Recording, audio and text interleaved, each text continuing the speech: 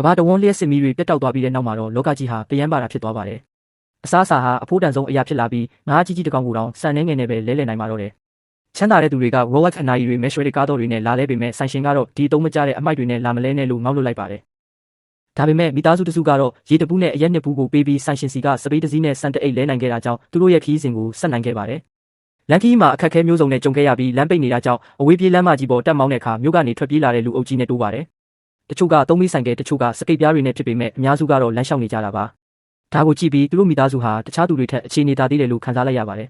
။မြို့နယ်ပိုင်းမှာတော့ကောင်လေးဟာတယောက်ကရေခိုးနေတာကိုတတိထားမိလို့လိုက်ဖမ်းရမှာထိုးသူဟာကလေးအတွက်နှုတ်ဖြော်ပေးနေတာကိုတွေ့လိုက်ရတာကြောင့်စိတ်မကောင်းဖြစ်ပြီးတိတ်တဆိတ်ပြန်လှည့်လာခဲ့ပါတယ်။နောက်တစ်နေ့မှာတော့2 ကီလိုမီတာရှည်တဲ့ဥမင်လိုင်ကောင်တစ်ခုကိုရောက်လာပါတယ်။အဝင်ဝမှာမျက်မမြင်တချို့ကအခကြေးငွေယူပြီးလမ်းပြပေးမယ်လို့ကမ်းလှမ်းပေမဲ့သူတို့ကဂယုမစိုက်ပဲဝင်သွားခဲ့ပါတယ်။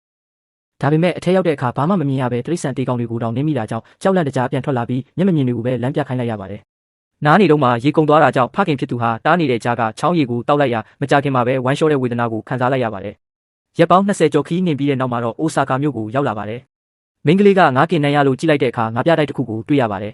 ။စားလောင်နေတဲ့လူတွေဟာအစားအစာအတွက်တန်းစီနေကြပေမဲ့သူတို့မိသားစုရောက်သွားတဲ့အချိန်မှာတော့စွပ်ပြုတ်ဝက်ချမ်းပဲကြံပါတော့တယ်။အားရင်ကုန်ခန်းပြီးငက်မွနေတာကြောင့်သူတို့အားလုံးမြေပြင်ပေါ်လဲကျကုန်ပါတယ်။ဖခင်ဖြစ်သူဟာစားလောင်လုံးလို့ပိုးကောင်တစ်ကောင်ကိုတောင်ဖမ်းစားဖို့ကြိုးစားခဲ့ပါတယ်။အဲ့ဒီအချိန်မှာဝက်အော်တန်တစ်ခုကြားလိုက်ရပြီးမလန့်မကန့်မှာဝက်ကြီးကြီးတစ်ကောင်ကိုတွေ့ပါတယ်။ဖခင်ဖြစ်သူကဝက်ကိုအတင်းဖမ်းဆွဲထားရာကနေသူရောဝက်ရော6ထဲပြုတ်ကျသွားပါတယ်။ဝက်ကတော့တေသွားပေမဲ့ဖခင်ဖြစ်သူကတော့ကံကောင်းထောက်မစွာအသက်ရှင်ခဲ့ပါတယ်။ကောင်လေးကဝက်ကိုတတ်ဖို့ဓားကင်လိုက်တဲ့အချိန်မှာပဲဝက်ပိုင်ရှင်ရောက်လာပြီးသူတို့ကိုအိမ်ကိုဖိတ်ခေါ်ပါတယ်။ဒုက္ခရောက်တော့မယ်လို့ထင်ထားပေမဲ့အဖိုးအိုကသူတို့ကိုရေနဲ့ဝက်သား6တွေကျွေးတဲ့အတွက်စားလောင်နေတဲ့မိသားစုဟာမျက်ရည်တွေစီးကြတဲ့အထိအငမ်းမရစားတော့ကြပါတယ်။အဖိုးအိုကအစားအစာအတွက်အပြန်လန်းအနေနဲ့အိမ်အလုပ်တွေကူခိုင်းပါတယ်။အလုပ်ကပင်ပန်းပေမဲ့နှွေးထွေးတဲ့အိမ်ယာမှာအိတ်ခွင့်ရခဲ့ပါတယ်။အဖိုးအိုကသူတို့ကိုအဲ့ဒီမှာပဲအမြဲနေဖို့ခေါ်ပေမဲ့အိမ်မှာကြံခဲ့တဲ့အဖိုးဖြစ်သူကိုစိတ်ပူတာကြောင့်ခရီးဆက်ဖို့ဆုံးဖြတ်လိုက်ပါတယ်။သူတို့မထွက်ခွာခင်မှာအဖိုးအိုကရိတ်ခါတွေအပြည့်အစုံပေးလိုက်ပါတယ်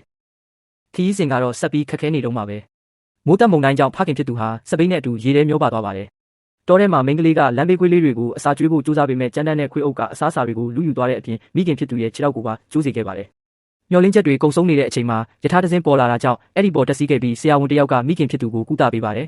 ။ယထာပြတင်းပေါက်ကနေကြည့်လိုက်တဲ့အခါမထင်မှတ်ပဲသူတို့တီကျွမ်းတဲ့ပုံရိပ်တစ်ခုကိုတွေ့လိုက်ရပါတယ်။အဲ့ဒါကတော့အသက်ရှင်နေသေးတဲ့ဖခင်ဖြစ်သူပါပဲ။မိသားစုဝင်တွေအားလုံးပြန်ဆုံစည်းသွားကြပါတယ်။အိမ်ပြန်ရောက်တဲ့အခါအဖိုးဖြစ်သူငါးဖမ်းနေတာကိုမြင်တော့သူတို့အားလုံးပျော်ရွှင်စွာနဲ့အော်ဟစ်နှုတ်ဆက်ကြပါတယ်။ခံစားခဲ့ရတဲ့ဒုက္ခတွေအားလုံးဟာအိမ်ပြန်ရောက်ဖို့အတွက်တန်ဖိုးရှိခဲ့ပါတယ်။နှစ်ကြာတဲ့အခါမှာတော့မိသားစုဟာကျွန်းပေါ်ကဘဝကိုကျင့်သားရသွားပါပြီ